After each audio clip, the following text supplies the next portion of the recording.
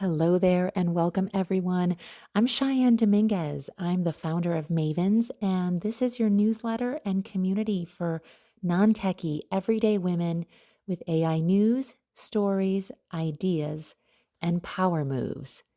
So let's get into this week's edition. This is all about the 5 telltale signs you're using AI and how to keep it human. But first, let's start with what's happening in the AI world, since the news is what shapes how people talk about the technology at work and at home.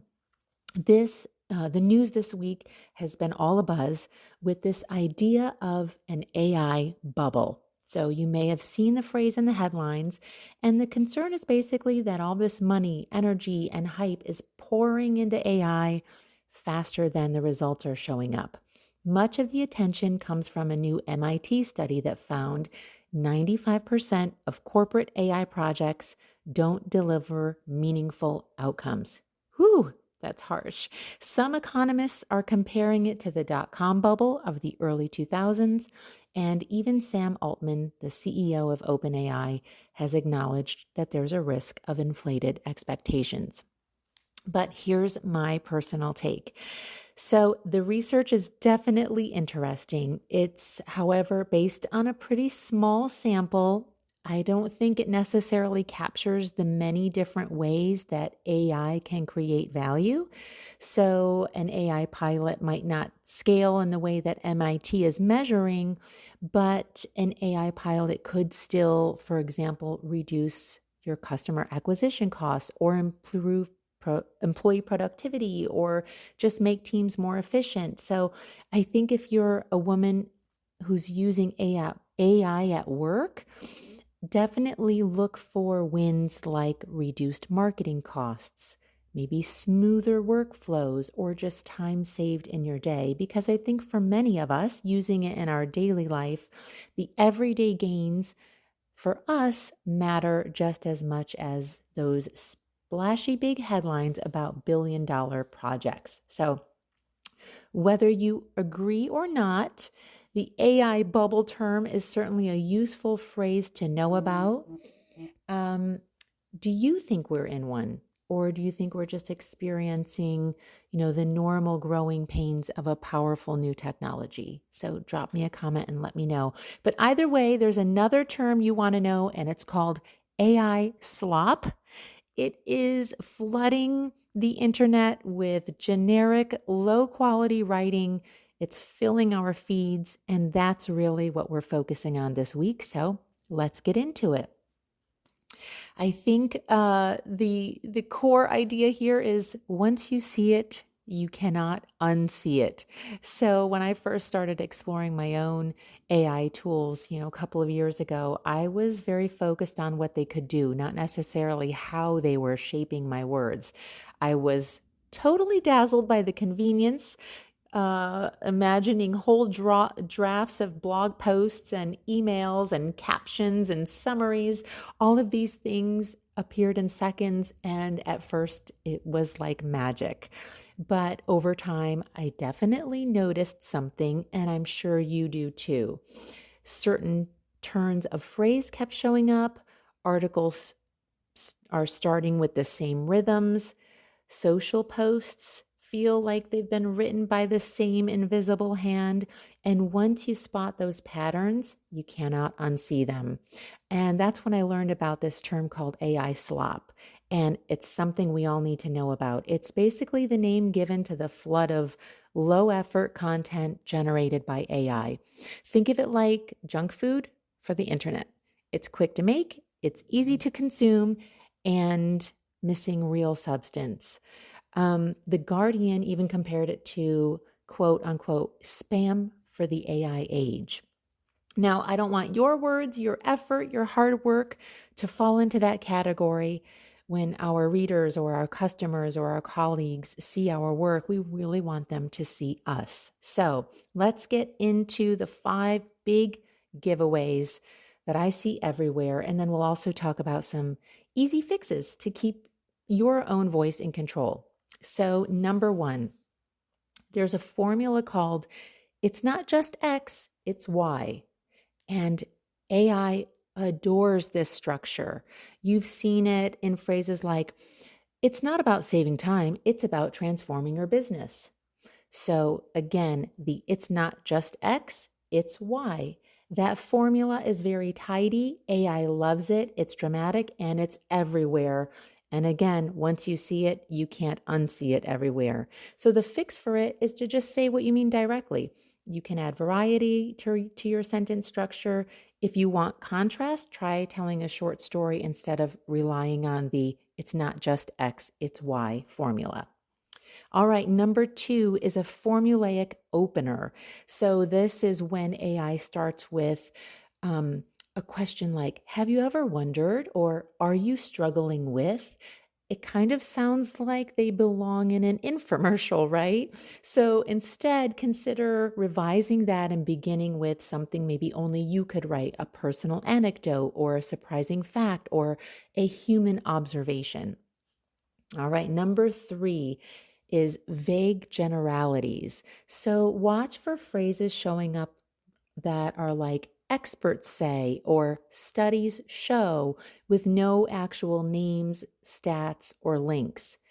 AI often likes to default to filler when it can't provide specifics. And so those are easy, vague, general fillers, experts say or studies show. So to fix that, make sure you're naming the person or the entity. Make sure you're including the stats and the numbers, and make sure if it's applicable that you're sharing your own lived example. Okay, number 4 is called stiff formality. And that's when AI is avoiding using contractions. So instead of you'll love this idea, AI might say, you will love this idea. It doesn't like to use contractions, but that's not really how we speak, and it feels a little robotic. So just write the way you speak using contractions and imagine that you're talking to your best friend. Okay, number 5 is the overuse of the M dash. Yep, we have all seen it. AI has a habit of leaning in really hard on the M dash. It's showing up everywhere. It's often dropped in where a simple comma or a period would work just fine. And when every sentence is trying to be dramatic with an M dash, the writing can start to feel mechanical.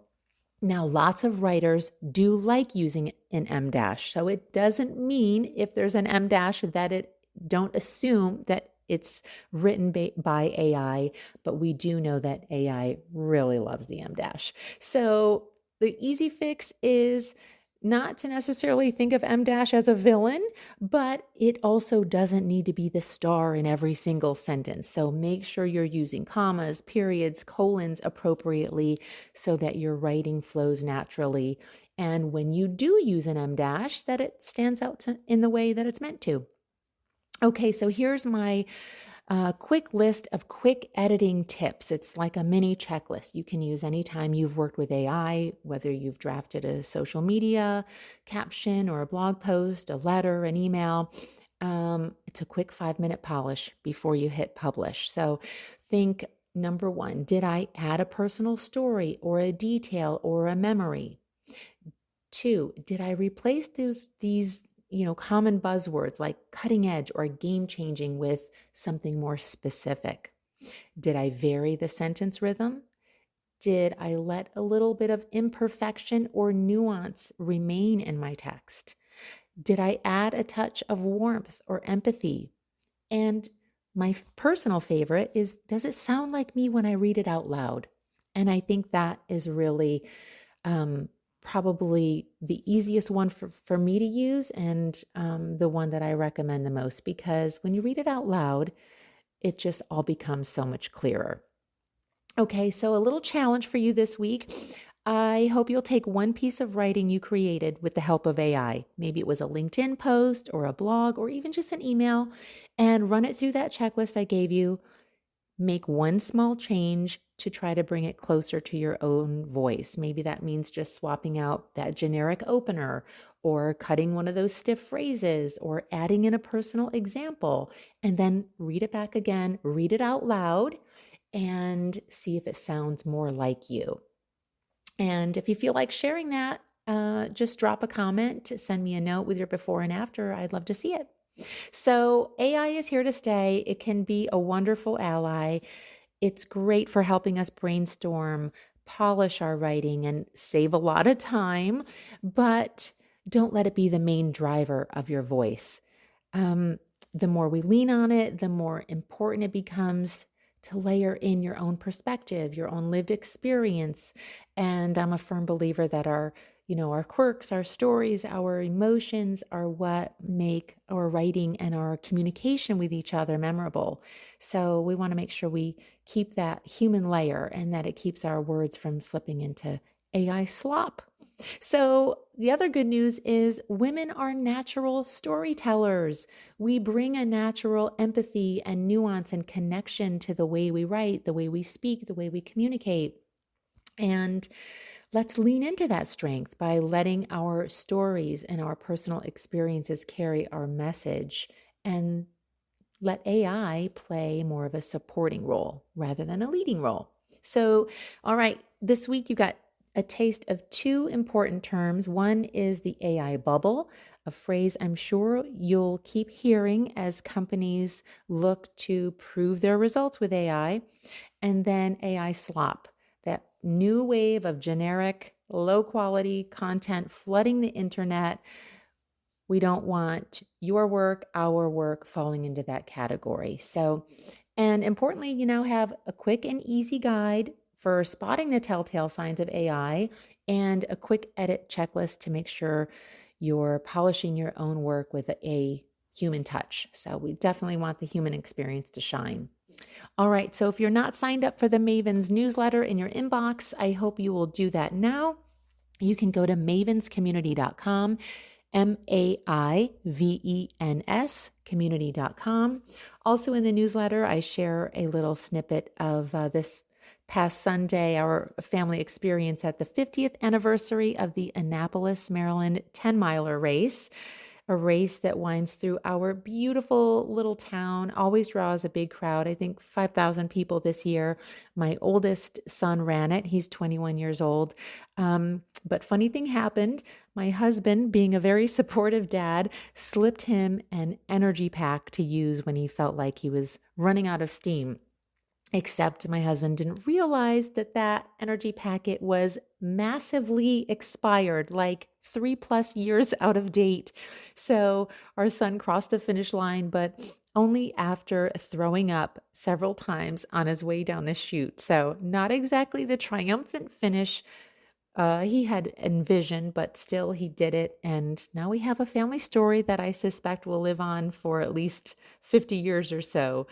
Thanks for being with me. Thanks for being with another edition of Mavens. If you're enjoying the newsletter, the voiceover, the podcast, I hope you'll share it with a girlfriend, a family member, or a business colleague, another woman who is curious about AI and how it fits into her life at work and at home. Thanks so much. Bye for now.